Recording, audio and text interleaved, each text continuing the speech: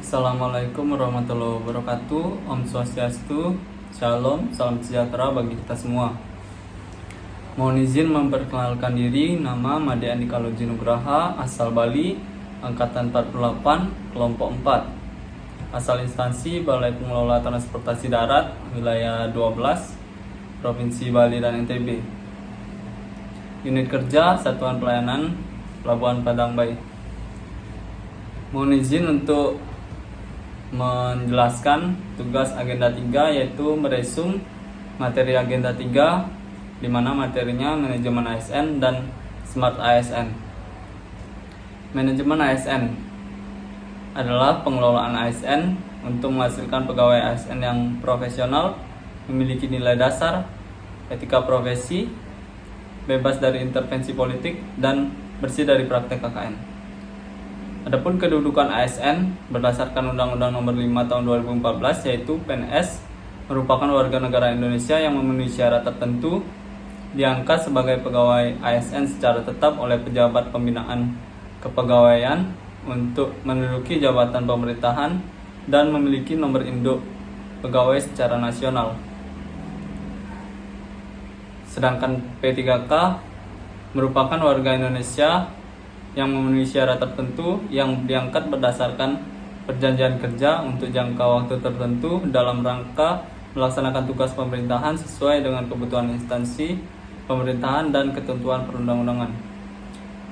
Fungsi dan tugas ASN: yang pertama, pelaksana kebijakan publik; yang kedua, pelayanan publik; yang ketiga, perekat dan pemersatu bangsa. Adapun hak PNS diatur dalam pasal 21 Undang-Undang Nomor 5 Tahun 2014. Yang pertama, hak untuk cuti; kedua, gaji; tiga, tunjangan; keempat, pengembangan kompetensi; yang kelima, perlindungan; yang keenam, jaminan pensiun dan hari tua. Pengembangan kompetensi: yang pertama, dasar hukum Undang-Undang Nomor 5 Tahun 2014 tentang ASN, PP nomor 11 tahun 2017 tentang manajemen PNS. Yang kedua, acuan pelaksanaan, yaitu peraturan LAN nomor 10 tahun 2018 tentang pengembangan kompetensi PNS pasal 5. Adapun perlindungan PNS diatur dalam pasal 92 Undang-Undang ASN tahun 2014. Yang pertama, jaminan kematian; jaminan kecelakaan kerja; tiga, bantuan hukum; yang keempat, jaminan kesehatan. Kewajiban ASN: yang pertama, setia dan taat pada Pancasila, Undang-Undang Dasar 1945, Negara Kesatuan Republik Indonesia, dan pemerintahan yang sah. Yang kedua, menjaga persatuan dan kesatuan bangsa. Yang ketiga, melaksanakan kebijakan yang dirumuskan pejabat pemerintahan yang berwenang. Yang keempat, menaati ketentuan peraturan perundang-undangan. Yang kelima, melaksanakan tugas kedinasan dengan penuh pengabdian, kejujuran, kesadaran, dan tanggung jawab.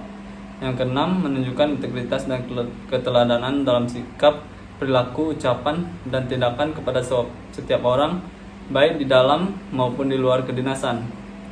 Yang ketujuh, menyimpan rahasia jabatan dan hanya dapat mengemukakan rahasia jabatan sesuai dengan ketentuan peraturan perundang-undangan. Yang kedelapan, bersedia ditempatkan di seluruh wilayah Indonesia. Kode etik dan kode perilaku ASN: yang pertama, melaksanakan tugas dengan jujur, tanggung jawab, dan berintegritas tinggi. Yang kedua, melayani dengan sikap hormat, sopan, dan tanpa tekanan. Yang ketiga, melaksanakan tugasnya dengan cermat dan disiplin. Yang keempat, melaksanakan tugas sesuai dengan perintah atasan. Yang kelima, melayani dengan sikap hormat, sopan, dan tanpa tekanan. Yang keenam, memberikan informasi secara benar. Yang ketujuh, menjaga agar tidak terjadi konflik kepentingan dalam melaksanakan tugasnya. Yang ke-8, tidak menyalahgunakan informasi intern negara, tugas, status, kekuasaan, dan jabatan. Yang ke-9, menggunakan kekayaan dan barang milik negara secara bertanggung jawab, efektif, dan efisien. Yang ke-10, memegang teguh nilai dasar ASN dan selalu menjaga reputasi ASN. 11, menjaga agar tidak terjadi konflik kepentingan dalam melaksanakan tugas. 11.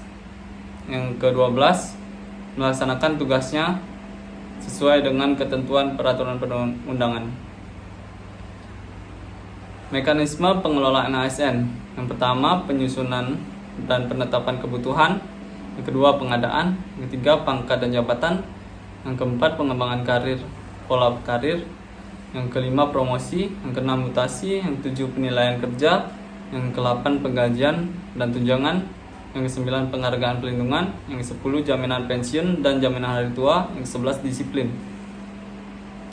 Adapun materi Smart ASN, literasi digital maksudnya tidak hanya mampu mengoperasikan alat, melainkan juga mampu bermedia digital dengan penuh tanggung jawab. Kompetensi literasi digital tidak hanya dilihat dari kecakapan menggunakan media digital, namun juga budaya menggunakan digital, etik menggunakan media digital, dan aman menggunakan media digital.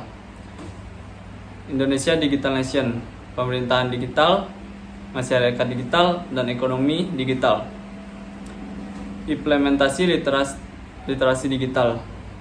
Kerangka kerja literasi digital untuk kurikulum terdiri dari digital skill, digital kultur, digital etik, dan digital safety.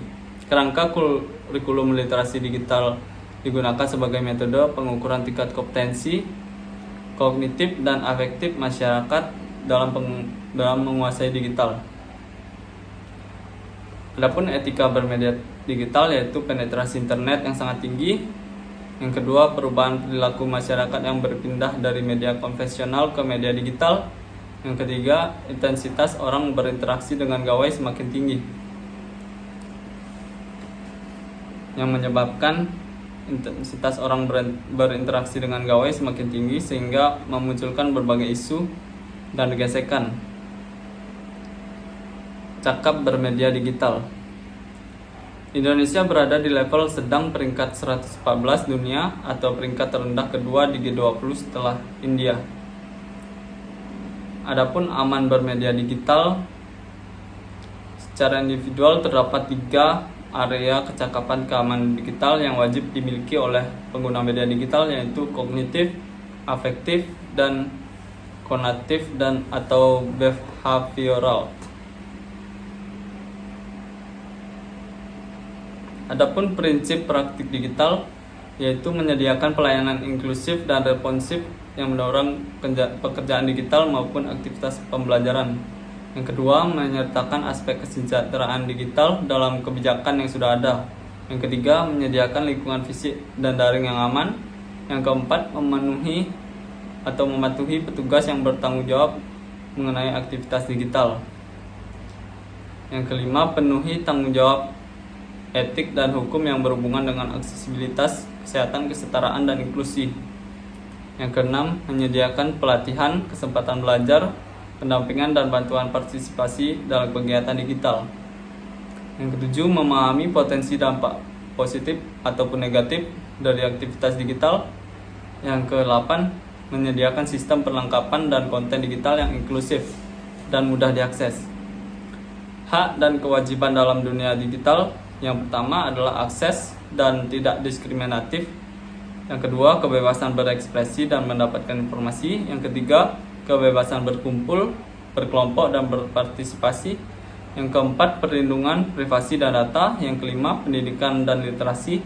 Yang keenam, perlindungan terhadap anak. Yang ketujuh, hak mendapatkan pertolongan terhadap pelanggaran hak asasi.